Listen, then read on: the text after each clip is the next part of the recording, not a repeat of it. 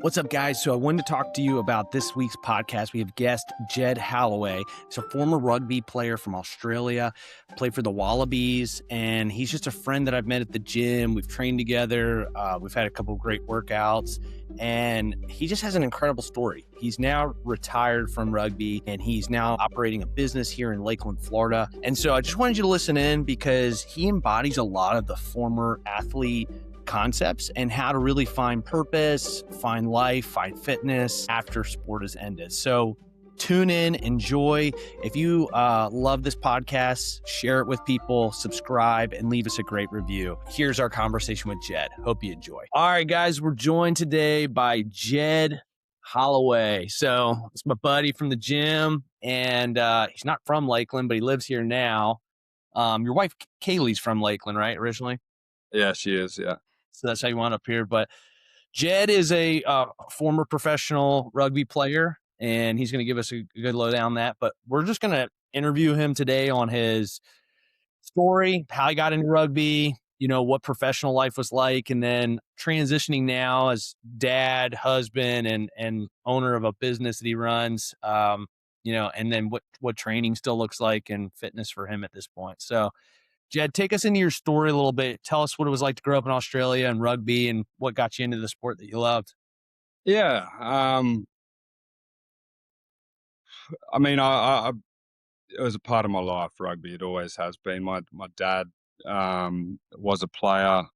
Probably says he's much better than he was, but was a player. Never made it professionally, but transitioned into coaching, and so I basically grew up in a rugby change room. And I was running tees out, running water bottles out, and just started playing it from, I think I was 4 or 5, not tackle, but elements of rugby. And then, just kind of just always was around it. And, I never really pigeonholed myself to it. I was fortunate enough early on. I was quite good athletically, and I was a good beach sprinter, which isn't big over here, but it's like surf life saving. Played a lot of basketball, soccer. I got so much respect for my parents now having kids. I was playing rugby on a Friday night, rugby league on a Saturday, and then on a Sunday playing soccer all in one weekend, and then also basketball during the week as well. So full respect to them for running me around throughout those years. But with that, I was, a late bloomer, went through puberty quite late. So my athletic ability at the start, when I was equal with everyone went through puberty first, and I kind of fell behind, which I had to figure out different ways to play the game. And when my time came at about 16, 17, I went from just playing from a local, country rugby team, which is you're struggling to get, the amount of players on the field. Within that next year, I was professionally contracted and, starting my journey as a professional athlete. And So how did you get discovered at a country kind of team? Did they have scouts Um, out there? it How's that? was it was tough. So you kind of, as opposed to America where you play at a collegiate level, whatever, or a high school level, you'd play for your club team. So say it's like Lakeland, and then you get selected for your region. So say like Polk County, um, and then which for me it was far north coast, and then you go to like a state championships, which is like mine was far north coast. That'd be, you know, other different counties inside my state, and then you'd get selected to play for the state team out of that, and then you play like an Australian championship, and they pick teams out of that. Um, so yeah, I never made a rep team until I was 17. And I was fortunate enough to then make the New South Wales country under 17s, and I actually got scouted by just some, I guess, Waratahs, scouts who were there looking, and it's kind of sad, but I was like, I got told if I was gonna make it in rugby, I had to move to a Sydney school. So when I was 17, I was fortunate enough to go to a school called Waverley College, which has produced, it has a very good rugby program and very good sporting program, great school. But yeah, I had to go down there basically by myself at 17.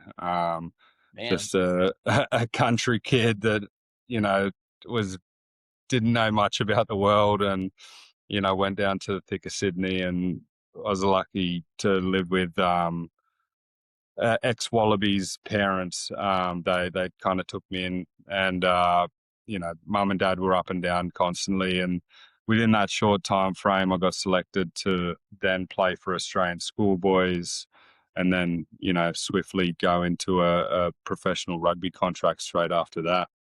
Wow. So you went from 17 going to like a private school, we would call it like Mhm. a, Yeah. to then right after you graduated, you went straight into professional rugby. Pretty much, yeah. I went from 17 running around sugarcane paddocks with my mum on the horse, with a dream that seemed far fetched at the time.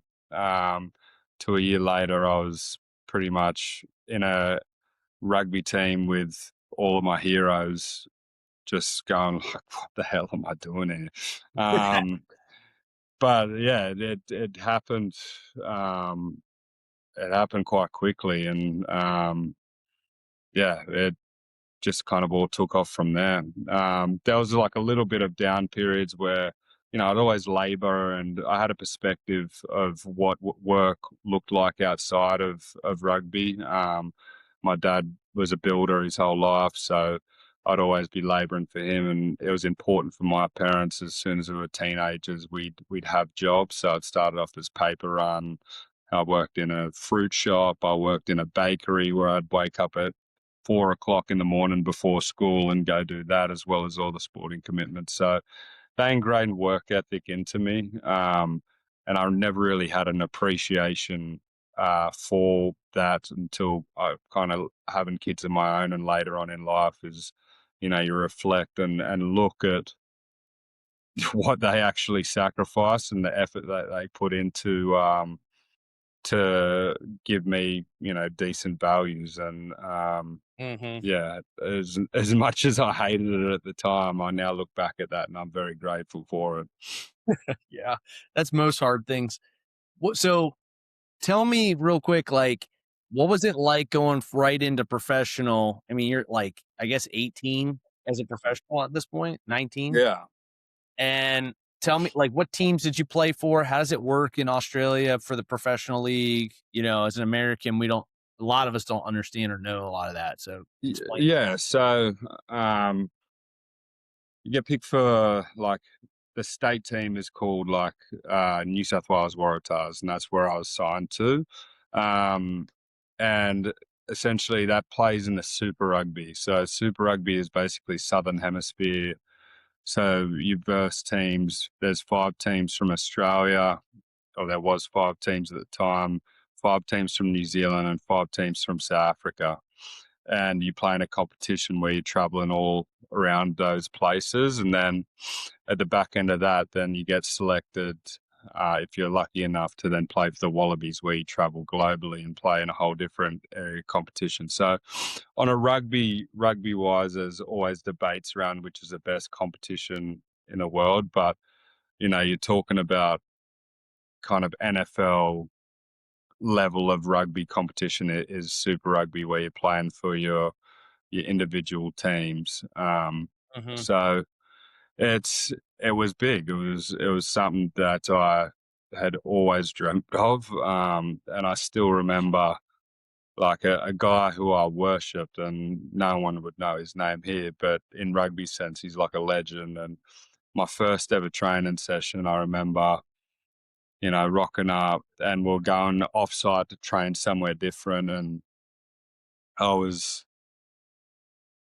sorry for the language, you know, I might be just shitting bricks. And he's like, "Oh yeah, I'm gonna jump in with you. You can take me." I'm like moving all the stuff, all the crap of being an 18-year-old idiot, like all the trash out of the front of my seat to try clear him up. And I'm like sitting there driving a guy who I absolutely worship. And that first training session, I don't think I've ever made more mistakes. Yeah. And and one of the coaches just come over and wrapped his arm around me after it, and he's like, "That was expected, mate. It's all right. Like, you know, I know this is a lot for you at the moment. It's come hard and fast." And you know, after that, it was full of pinch me moments, and yeah, it probably took, you know, a couple of years because it happened so quickly for me to really have self belief that I belong there. Mhm. Because I was, you know, just around these guys I was a country kid from, you know, my school was, my primary school was 60 kids total. And then now I'm in Sydney, you know, playing with the guys that I watched on TV, becoming friends with them, you It's know, wild. training with them every day. Yeah. So how many years did you get to play? What did your career kinda look like as it went on? And what were some of the highlights? And then we'll move into, like, more present day after that. Yeah. So I was lucky enough to make my debut like that first year. And then I kind of didn't fall away, but the team was just so stacked. We ended up winning the competition. Um, and I guess from an athlete's point of view, I was kind of just comfortable to be there. And if you're not playing for your state side, you then play for your club team, which is another team my dad was associated. And I was captain of them. We were making grand finals. You know, I was winning accolade, but I was kind of comfortable just doing what I was doing, and I was letting my potential or like my athleticism get me through. I wasn't fully applying myself to be the best player I could be. I probably learned the hard way that potential only does get you so far.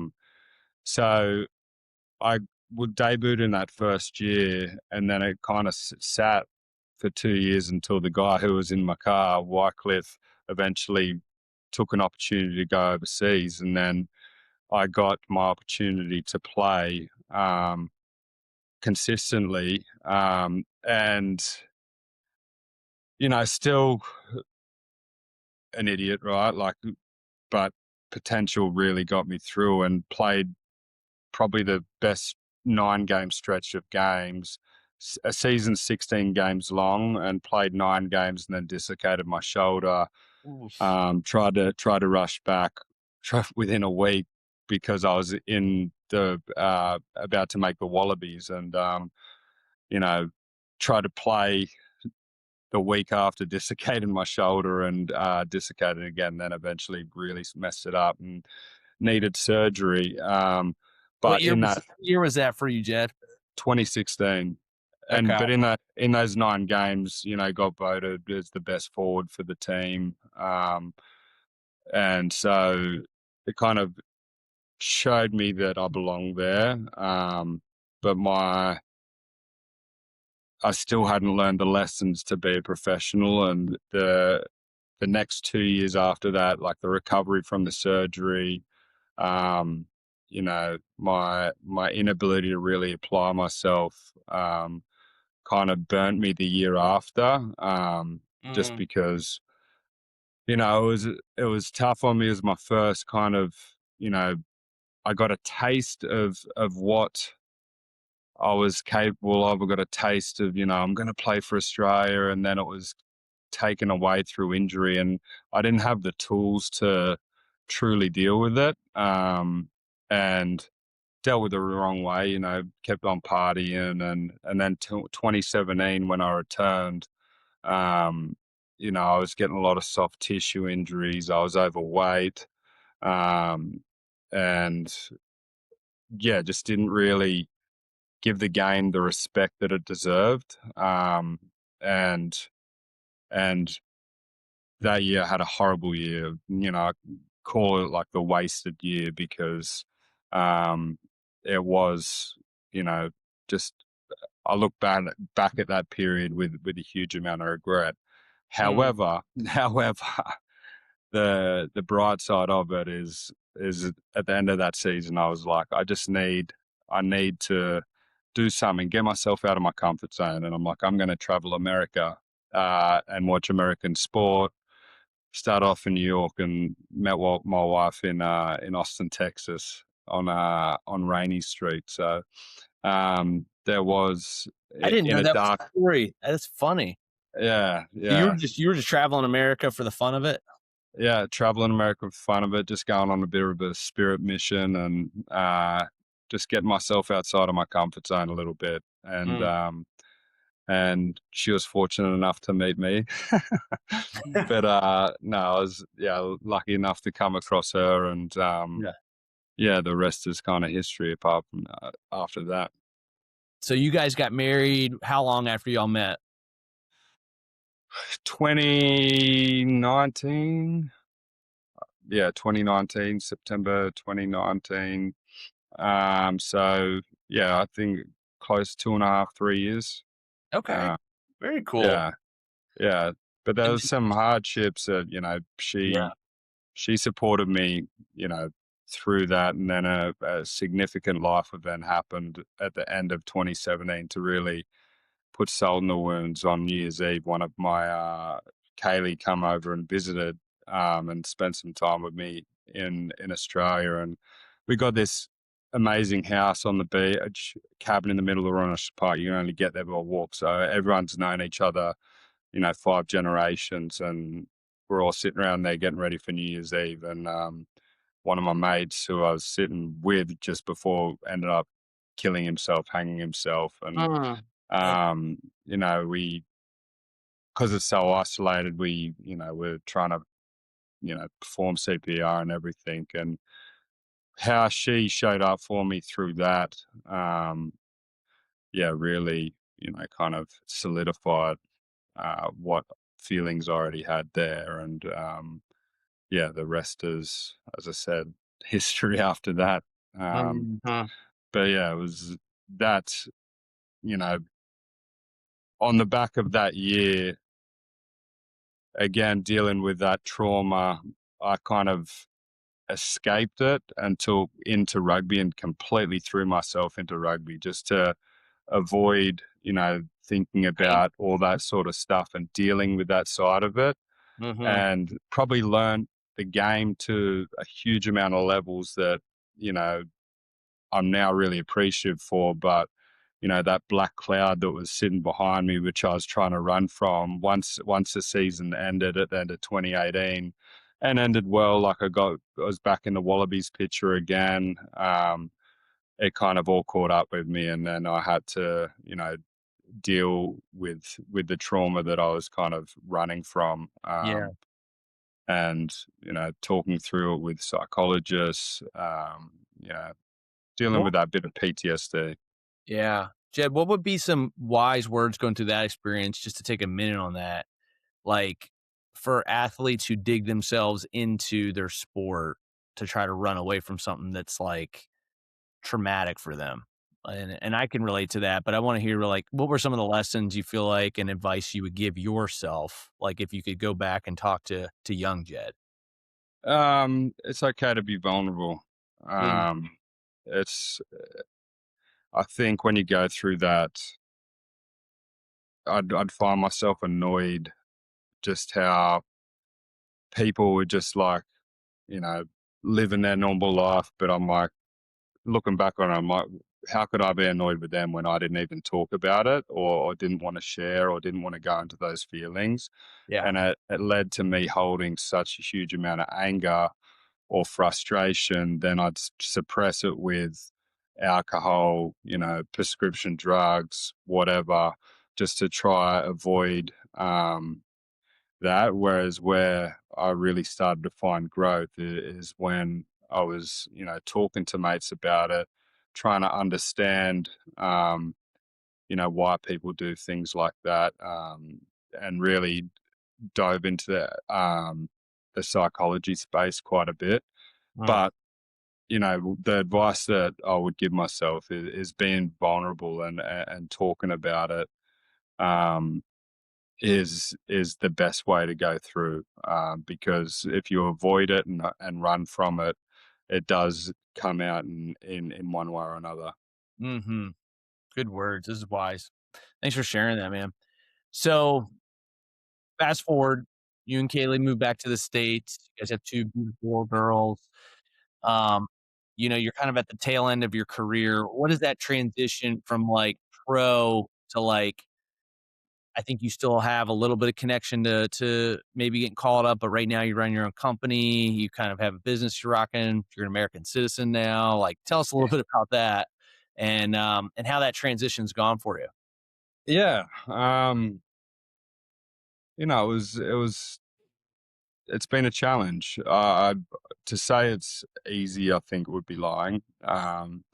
You know, there is still a huge part of me that knows that I can play at a really high level, but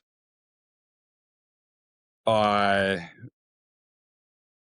because I went into professional rugby so early, I've never had any schooling really, never went to university, college, or something like that. So the thought of um, what was after rugby was always so daunting and confronting for me, and something that brought me a lot of stress and anxiety. And since now stepping into Linex, I see so many parallels and qualities through not only rugby and sport, that transfer over to business. And 6 months ago, I knew nothing about trucks. I probably just knew how to change my own tire. But through being coachable, knowing team philosophies, understanding people, having a work ethic and a drive, that is going to get you so far in business where you're going to overtake and you're going to learn and you're going to just continue to grow. Because as professional athletes, I think, the demand is every day you need to get better. And it eventually does get ingrained in you and you constantly comparing yourself to others. And it's not always the best trait and it is can make you highly strung and beat yourself up on it. But it has me where this learning curve was incredibly steep and I had to figure out, and I'm still nowhere near probably I need to be. I need to get better each day and figure more things out. But it gave me a huge sense of just like no matter what I choose to do, that I'll figure it out. I am fully confident now that because of what professional sport kind of ingrained into me is no matter what thing comes up is I'll be able to figure it out as long as that I'm coachable, I can listen to someone, rely on mentors, people who are willing to give advice, Hmm. you know, I'll be right. And the competitive gene in me or the stubbornness, won't allow me to fail. Yeah. So it sounds like you took some of you needed to compete in something and have a project of something that you can see growth in, and Yeah. channeling that part of how you're made into business has been a good transition for you for sport, from sport. And in that, like, if you were being vulnerable, like we talked about earlier, like, what would you say is the one thing that you miss the most about rugby right now? And the thing that you still, like, struggle to get an itch, but you're trying to figure it out as you're on your journey. Mm. I'll tell you what I don't miss. My body doesn't miss being sore. That's for sure. Yeah, the beat up part. What I miss, there's so many different levels to rugby. I'd say the biggest thing is I miss the coaching element. I was a player coach for San Diego last year and really enjoyed being a part of growing, like starting something at a foundation and watching it grow and watch light bulbs go off in guys' heads Mm, and then really form something into something powerful come the back end of the season, mhm, and watching my kind of vision and plan come together. Um, and I miss, the constant, like, week to week of a new challenge of a new team. Like, how can we break this team down? How can we manipulate them into thinking we're doing something and we're doing another? And mhm, I think, you know, I get it with elements here, but you're with, you know 30 of good mates, and you're all got one common goal, and you're going together, and that's why it's harder in a business sense, in a blue collar sense, because it isn't most guys' dreams to be spraying trucks or to be working on trucks, but that's what I'm trying to recreate. Just like it's when it's not just me eating well, or my business partner eating well. It's when one eats, we all eat, and mhm. we all have an investment in this business, and when it's successful, like, that's when we'll be rolling. So, I think that is what I miss the most about rugby, is kind of being a part of a team and having that one common goal, and having critical conversations around game planning, and um, I do miss the hard work, to get to that place as well. Yeah. So it sounds like you're doing a great job transitioning all those things you loved about rugby, though, into what you're currently doing. From just listening to you, it's like, you're strategizing how to maximize the business. I mean, before we were on the call, you were talking about some really cool things of trying to get some new clientele and some big opportunities for you guys. So it sounds like you like that part of building the team and coaching still. Yeah, yeah, I enjoy it. I even with the employees that we got there, we've got a 23-year-old and a 30-year-old, and they're different parts of life, and it's just like I want to not only help them in here, but also, if there's problems with life, or Mhm. questions that they have, like, help coach them, or even, get them under the squat rack that I got in here. Just help them be the best people that they can be. And, I'm not perfect at it. I'm not, I got to say, like, I never want to be the smartest man in the room, and act like I know everything, because I'm not. But I just want them to feel comfortable that they can talk to me about anything, and that, if they want to lift some weights with me or go do a run or whatever, I'm here for it. And I want to, you know, don't want their work to take away from their life at home, and want them to feel valued. And Mm. because as a player, that's what the culture that I always, gravitated towards, where my coach, or the leadership team cared more about me than just the rugby player. They cared about me as a person, and wanted to see me grow in other areas. Yeah. One of the cool things I'm learning as I'm listening to you is, um, the theme that seems like when you were going through some of your hardest times was when you were more isolated, and like Mm. the thing you loved about rugby, what you're doing now is pouring into people and having people pour into you, and having a cyclical environment that you like to create and be a part of, which is kind of like what a good team is, right? Mm. And like you've kind of made that like you've alluded to that with the guys you work with as your team. So Yeah. I think that's an important thing for former athletes, is like to always be in an environment where you're feeling like there's some sort of like chemistry, energy, where team is being built. And that means Yeah. you're getting poured into and you're pouring into others. So Yeah. Whenever I'm at a low point is where I isolate myself, and uh, um, you know, there's been parts of it here, and not to toot your own horn, but finding Lakeland Athletic Club and meeting you and the conversations that we have. Yeah. And just bouncing ideas off each other and stuff. It helped me in my journey in Lakeland, Florida. It took a long time for me to establish that and truly feel like, and I honestly felt like that was happening, at LAC, and it felt like a culture where it wasn't just about the individual; it was about everyone going together in a family, and Yeah. that is what grows me for sure. Yeah. It's fun. I think all humans crave it, but for some reason, especially in America, we struggle to think like it's not respectable unless you do it by yourself. It's like Yeah.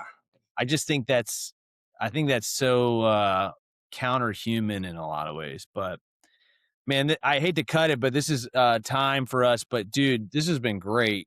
Jed, Yeah. you're a blessing to our community here, and I appreciate you and Kaylee. Thanks for sharing your story. I might have to have you on again just even to talk more fitness. We didn't get in that, but for the viewer, Jed is still strong as an ox, bro. Like he's probably one of the strongest dudes at our gym.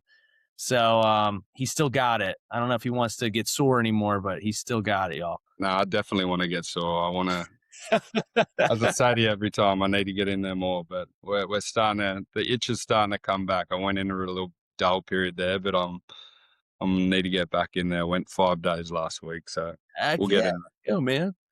Well, listen, y'all. If you need to get a truck done, you're in Central Florida, Lakeland area. Line X is a company for you, and yeah, thanks for listening. Like, subscribe, and share. Cheers, Blakey. See you, bud. Legend, brother. Let me stop recording. We'll hang.